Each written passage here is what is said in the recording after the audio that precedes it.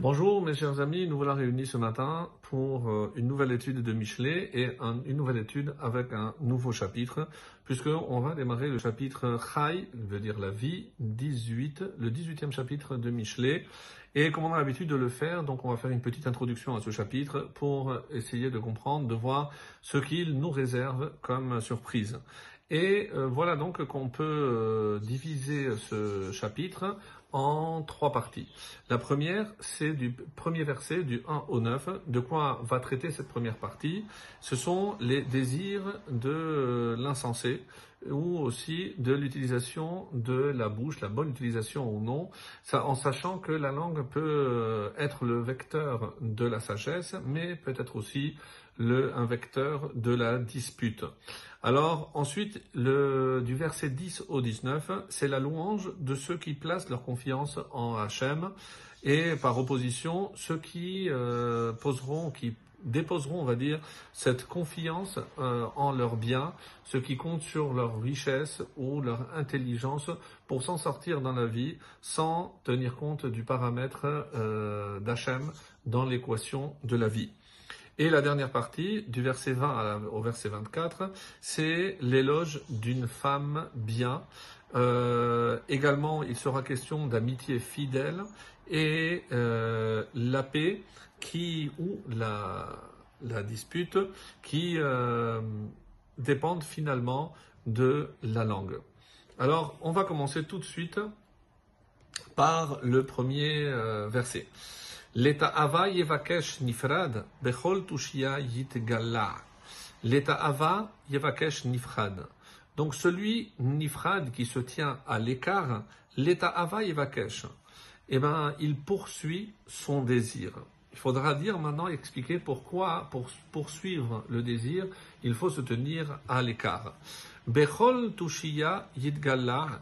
Et contre toute assistance, c'est une des options possibles pour le mot Tushiya, Yidgala, il s'emporte. Alors ça aussi, c'est une façon en fonction du commentaire. Un autre commentaire, donc c'est Bechol Tushiya, donc devant une assemblée de sages, précisent les commentaires, Yidgala, alors il va s'exposer.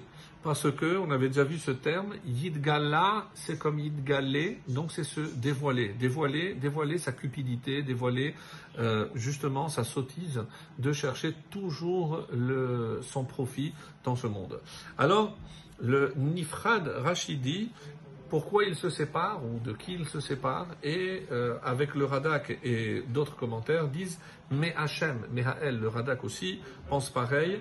Pourquoi? Parce que quand on se sépare d'Hachem, eh bien évidemment on ne va pas poursuivre les mitzvot, on va poursuivre son intérêt, ses désirs, et c'est une façon aussi, lorsque quelqu'un s'adonne à ses propres plaisirs, c'est une façon aussi de s'éloigner, de s'écarter d'Hachem.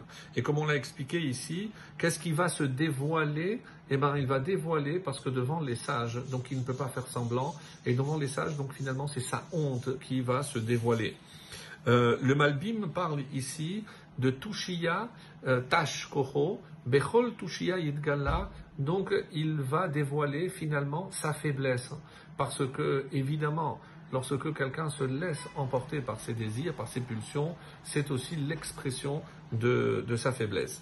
Le Chida donne une interprétation magnifique dans Chomat Anar, donc un des commentaires, donc on l'avait déjà utilisé, du Chida, et il nous dit que qui est appelé Nifrad, c'est celui qui s'est séparé. Nous on a donné une possibilité, se séparer d'Hachem, mais il y a un personnage qui s'est séparé et qui ne lui a certainement pas fait du bien. Évidemment, on parle de Lot. Lot qui s'est séparé de Abraham, celui qui représente la Kedusha. Donc il dit comme ça, c'est une allusion à Lot dont on a découvert finalement son secret. Et c'est quoi ce secret? Parce que à la fin tout s'est su. C'est une fois que pour survivre, qu'est-ce qu'il a fait? Comme vous le savez, évidemment, il a fait de l'inceste avec ses deux filles. Alors, et évidemment sans rappeler ce que le Midrash nous dit, que pour la première, il était complètement inconscient, mais pour la deuxième, il s'est laissé faire. Donc, il y avait évidemment en lui quelque chose de mal, quelque chose qui le faisait poursuivre certains désirs. Et il a une indication magnifique, parce que si on prend les Rachetevot, c'est-à-dire les initiales de ce verset, Leta Ava, Yevakesh, Nifrad, Bechol, Tushia, on obtient le mot Lamed, Yud, Nun, Lin. Lin, c'est de lina, c'est se coucher. Et ensuite, Bechol, Tushia, Yidgala, Bet, Tav, c'est Bat, ou avec le dernier Yud, Biti. Il a couché avec ma fille. C'est quelqu'un qui a couché avec sa fille. Donc, c'est véritablement extraordinaire et c'est pour ça qu'on nous dit, c'est rapporté comme ça, chez Nifrad mais Abraham. Donc, et comment on sait que ça s'est répandu devant les sages? Parce que maintenant, dans la Torah, comment il y a une trace de cette humiliation? Loyavo, Amoni ou Moavi, Bikahal, Hashem. Donc, comme c'est rapporté dans le traité de Nazir ou dans Horayot, donc il y a une interdiction de laisser entrer les descendants de Ammon et Moab, et c'est un Issur Olam, une interdiction éternelle. Excellente journée.